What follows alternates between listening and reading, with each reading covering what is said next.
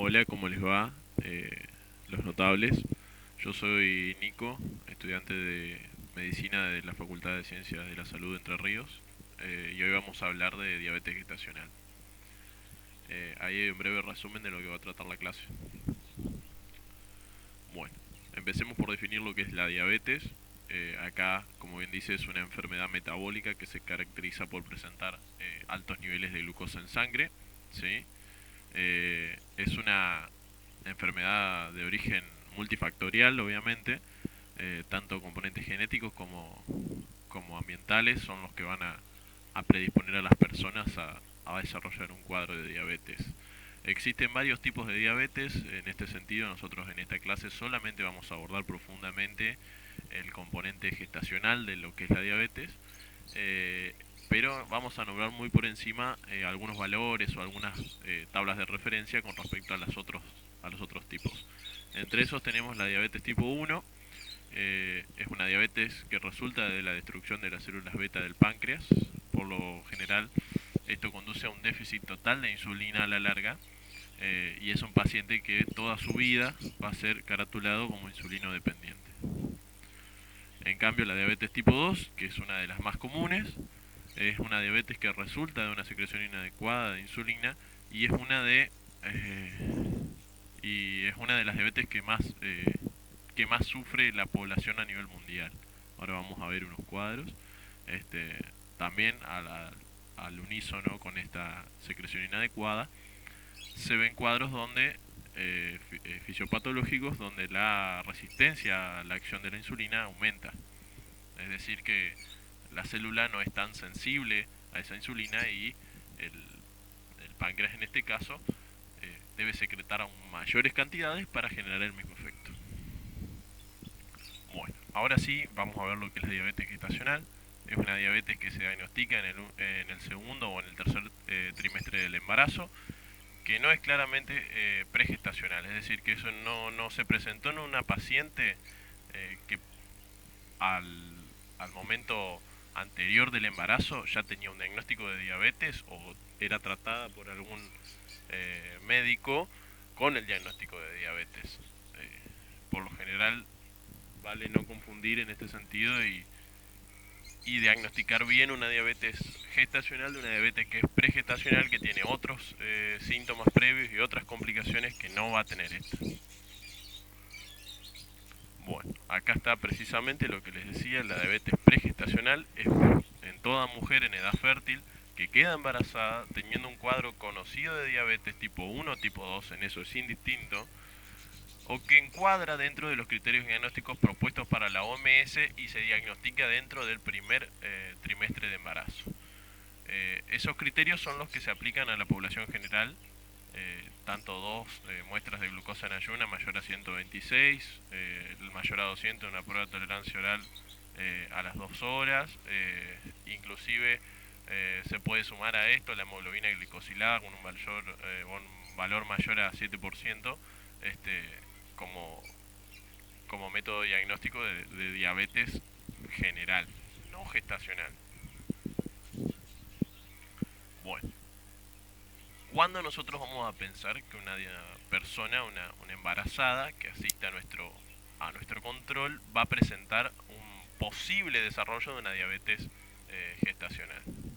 Cuando esta paciente refiera en el antecedente familiar un cuadro de diabetes o un familiar que presente el diagnóstico y esté bajo tratamiento de diabetes.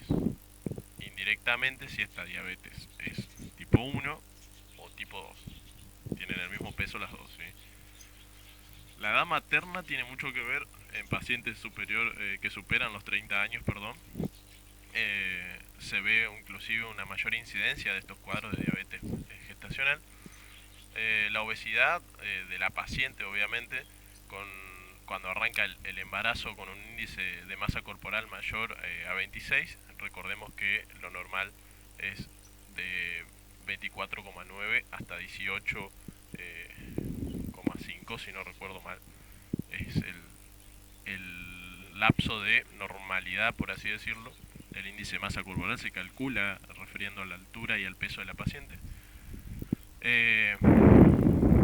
La diabetes mellitus gestacional en el embarazo anterior es importante que si esta paciente ya tuvo embarazos anteriormente, nosotros conozcamos cómo se desarrolló su embarazo y si hubo algún problema. La mortalidad perinatal inexplicada también podría inferir sospechas por ahí. Los niños que nacen de madres diabéticas generan cuadros de hipoglucemia neonatal debido al gran estrés metabólico que sufren dentro de la gestación, que cuando el niño empieza a trabajar por sí solo su metabolismo, por así decirlo, no lo comparte con la madre, genera cuadros de hipoglucemia porque anteriormente se estuvo, como quien dice, adaptando a ese déficit de insulina materna. Macrosomía fetal actual, es decir, del embarazo ahora, o el antecedente de uno o de más hijos con un peso mayor a 4.000 gramos, eso es la definición de macrosomía. Eh, Malformaciones congénitas que haya podido identificarse en niños anteriores o en niños o en gestas que no llegaron a finalizar, eso también debería prendernos la luz. Y el polidroamios en el embarazo actual, que ahora vamos a ver qué es el polidroamios, así para comentarlo nada más por encima. Bueno, esto es la realidad en América Latina, esto es de diabetes tipo 2, pero para que veamos cómo podemos nosotros sospecharlo y que no es algo tan raro de encontrar en el embarazo. O sea, ahí vemos que la frecuencia de la diabetes gestacional, según un estudio en el 2012, es de el 9,3 y el 25,5% de los embarazos. Recordemos el porcentual ahí, es alto. O sea, de 10 mujeres probablemente, no te digo que una, dos, tres puedan presentar un cuadro de diabetes gestacional, porque es una enfermedad bastante presente en nuestro medio. Bueno, ahí vemos por lo que se puede observar el número de casos acá. Eso es de los pacientes y las pacientes que son de 29 de 20 a 79 años. La prevalencia es de un 6,2 y el número de muertes de origen diabético alcanzó en Argentina 15.545 personas. Bueno, diagnóstico. El diagnóstico se hace en base a valores que vamos a considerar en el segundo y tercer trimestre de la gestación. Obviamente se puede diagnosticar antes, como dice ahí abajo, que cualquier valor por encima de estos, o de dos glucemias que puedan ser superiores a 126 en el transcurso de menos de una semana, son indicadores de diabetes mellitus gestacional. Bueno, dentro de los valores del segundo trimestre, que es donde se realiza la prueba de tolerancia de la glucosa, entre las semanas 24 y 28, el valor basal que se toma de la paciente es de 92 a 125, a la hora debería ser de 180 y a las 2 horas de entre 153 y 199. Todo valor que supere a estos va a ser indicatorio de diabetes gestacional. Acá vemos un cuadro que lo resume muy bien. Vemos las diferentes escalas de diagnóstico. Acá vemos, por ejemplo, que una paciente que presente, cuando nosotros empezamos a controlar este embarazo, en el primer trimestre, un valor por debajo de 100 miligramos de cilitro de glucosa, la vamos a someter igual a la prueba de tolerancia oral con una carga de glucosa y medir la posterior respuesta metabólica. Y ya podríamos caratularla con un cuadro de si presenta, por ejemplo, al ayuno o a las 2 horas un valor superior a los que se marcan acá como 100 y 140 respectivamente, estaríamos frente a una paciente con un cuadro de diabetes gestacional. Sin embargo, si en una paciente nosotros detectamos, como decíamos antes, una glucemia superior a 126, ¿sí? Acá, en el primer trimestre, y volvemos a repetir la prueba en un periodo menor a una semana y volvemos a detectar un valor por encima de los 126, ya también estamos en un cuadro un poco más complicado de diagnosticar como una diabetes pregestacional, que era la que veíamos antes. En el caso de que la paciente se encuentre con glucemias en ayuno alterada, ¿m? Como esto, acá, eso sí diagnosticaría una diabetes gestacional, porque nos faltarían datos, por así decirlo, o esto debería estar un poco más descontrolado como está esto para que se transforme en una diabetes pregestacional. Hagamos de cuenta que estamos en el segundo trimestre y nuestra paciente arriba para el control a la semana 24 y 28 y a nosotros nos da un valor relativamente normal. Analizamos los factores de riesgo que son los que estuvimos nombrando anteriormente durante el embarazo. Se descarta la diabetes si esta no presenta.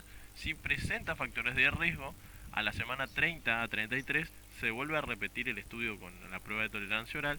Si da valores normales, se descarta la diabetes, se sigue controlando el embarazo hasta el término, y si da por encima también podemos tener una diabetes gestacional de detección tardía. Bueno, los ejemplos de los casos que puse acá son para que la pensemos juntos y veamos qué hacer en cada situación. El primero es una paciente de 26 años que es primigesta, se encuentra en la semana 28 con una glucemia en el primer trimestre de 98, un índice de masa corporal de 23,9 y realiza una prueba de tolerancia oral a la glucosa que le da un valor de 150 miligramos decilitro. Está un poco por encima, ¿no?, de lo que podríamos esperar. Deberíamos seguirla a esa paciente y deberíamos hacer lo que vimos acá, que está por encima del valor.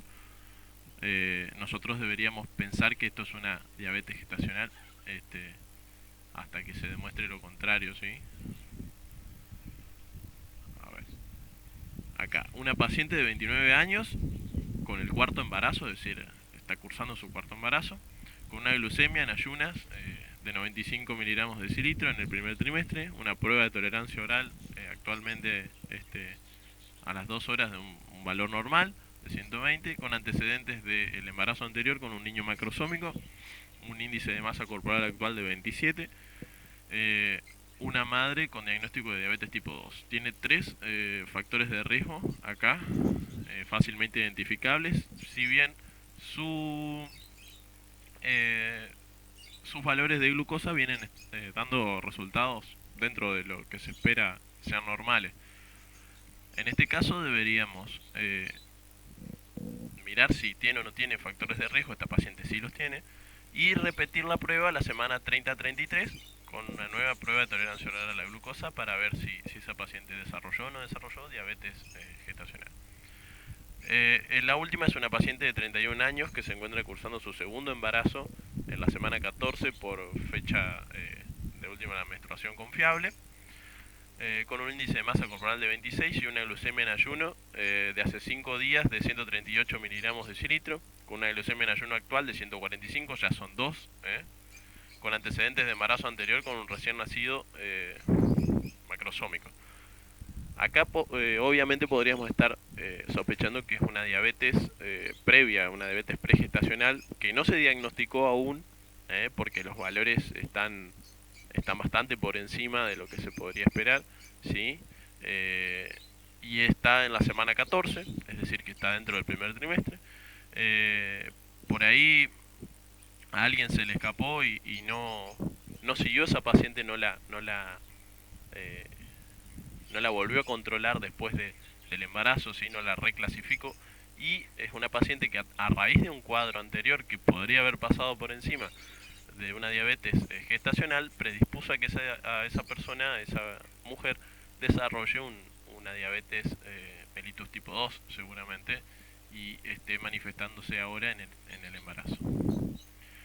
El seguimiento de las pacientes, bueno, es un poco engorroso, pero es necesario.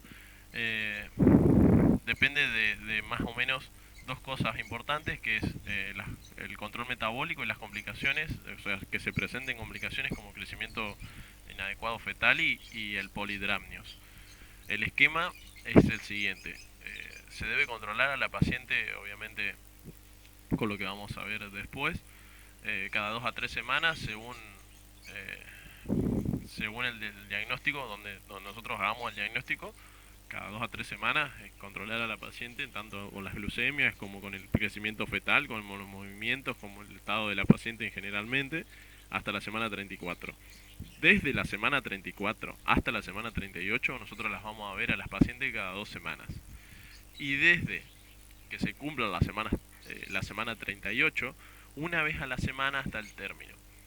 ¿Por qué esto? Porque es una paciente que puede desarrollar complicaciones al momento del parto, y ahora los vamos a ver. Bueno, ¿cómo hacemos este control? El control fetal se hace con una ecografía obstétrica cada 2 a 4 semanas. ¿Con qué? Con la lupa puesta en el líquido amniótico, como dice ahí, y el crecimiento fetal. Se puede hacer a partir desde la semana 28 con un monitoreo materno de los movimientos fetales. Es recomendable que si se puede arrancar antes mejor. Y para finalizar, un monitoreo fetal de tipo no street test semanal después de la semana 37 para pacientes que se encuentren en tratamiento con insulina, y para pacientes que en pacientes que no se encuentren con tratamiento con insulina desde la semana 37, y para las que sí estén recibiendo insulina como tratamiento de la diabetes gestacional desde la semana 34. Bueno, acá vemos las complicaciones maternas de la diabetes gestacional. A la embarazada le trae problemas como trastornos hipertensivos en el embarazo, preeclampsia, que es un cuadro bastante severo y que es indicación de finalización del embarazo, parto por cesárea, que tiene todos sus riesgos y sus comorbilidades, obviamente, como cualquier tipo de operación quirúrgica, desarrollo de la diabetes tipo 2, que es lo que hablábamos antes en el caso, dentro de las complicaciones fetales y perinatales de la diabetes gestacional, yo las resumí un poco acá. Macrosomía, un niño macrosómico tiene obviamente trastornos metabólicos que van a hacer que se predisponga a ciertas enfermedades durante su crecimiento, ¿no? La acidosis láctica fetal es un cuadro grave, son niños que presentan que en realidad hay que asistirlos muy tempranamente para evitar que esa acidosis desarrolle daño a nivel del sistema básicamente metabólico del niño, todo lo que es su disregulación, ¿no? Y su aparato respiratorio. Hipoglicemia neonatal, que era lo que comentábamos en apartados anteriores, distocias en el parto, que es por un niño obviamente macrosómico, hemorragias meningias, elongación de los plexos nerviosos y fracturas de la clavícula son consecuencias de esto, del niño que no puede transitar normalmente por el canal de parto. La asfixia neonatal es una complicación bastante frecuente. Las organomegalias, bueno, por lo que explicábamos antes, la adaptación del niño a esta demanda metabólica alta. Complicaciones metabólicas, que era lo que hablábamos un poquito hacia arriba, comentando rápido. Y retraso en la maduración pulmonar, porque el surfactante se ve entorpecido por la acción de la insulina y no deja que se desarrolle normalmente la síntesis de este componente. Bueno, el tratamiento no farmacológico de la diabetes gestacional incluye obviamente un monitoreo metabólico con glucometrías. Esto se va a ir ajustando dependiendo de el balance y el punto que nosotros encontremos en los pacientes. Por lo general, 4 días demora uno en encontrar ese nivel. Es decir, que la paciente se va a tener que monitorear muy frecuentemente, 4 o 5 veces al día, con las comidas en estado basal, y encontrar un valor de referencia promedio, y de ahí empezar a ajustar diferentes monitoreos para bajarlos en lo que avance el control y hacerlos, limitarlos a 1 o 2 por día. La dieta, bueno, se calcula con la cantidad de kilocalorías que va a consumir la paciente según el estado nutricional basal. Recordemos que el embarazo no es un momento óptimo para la pérdida de peso, sino que es cuestión de regularlo en estas pacientes con mucha más finura, si se quiere, para evitarnos complicaciones posteriores. Bueno, ahí tenemos una tabla de referencia de lo que sería, por ejemplo, una paciente con sobrepeso deberíamos calcularle con 30 kilocalorías por kilo de paciente para armar una dieta. En eso podemos apoyarnos en un nutricionista tranquilamente. El ejercicio es un ejercicio que ronda entre los 35 y 40 minutos, por general de intensidad moderada, que no agrave las contracciones, que no genere en realidad contracciones y que no que no nos genere malestar en la paciente. El cálculo de la ganancia de peso según el índice de masa corporal, eso por ejemplo podemos encontrarlo en cuanto la paciente debería aumentar en el embarazo normalmente, refiriéndonos al cálculo del índice de masa corporal cuando arrancó ese embarazo. ¿Sí? El tratamiento farmacológico debemos imponerlo recién luego de 2 semanas. En realidad para la LAT también se dice que inclusive podemos acortarlo a 1 semana de no respuesta. Cuando los valores de glucemia y las metas que nosotros nos proponemos no son alcanzados, debemos imponer este tratamiento farmacológico. Los hipoglicemiantes orales por lo general no son del todo aceptados porque son, por la Food and Drug Administration, están caratulados como categoría B. La metformina y la glibenclamida pueden mantenerse en un cuadro, por ejemplo, de una paciente que presente síndrome de ovario poliquístico, ¿sí? Que se encuentre bajo tratamiento con alguno de estos dos fármacos, en especial metformina, hasta la semana 20. Después de eso, lo ideal es mantenerlo con insulina. Insulina humana, obviamente.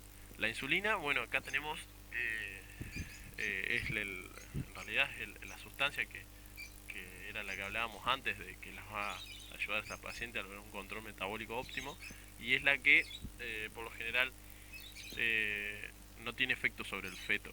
No está demostrado que tenga efecto sobre el feto. Las otras sí, porque traspasan la placenta. Si bien a corto plazo no está demostrado, pero a largo plazo, a corto plazo está demostrado que no hacen nada, pero a largo plazo no se pudo.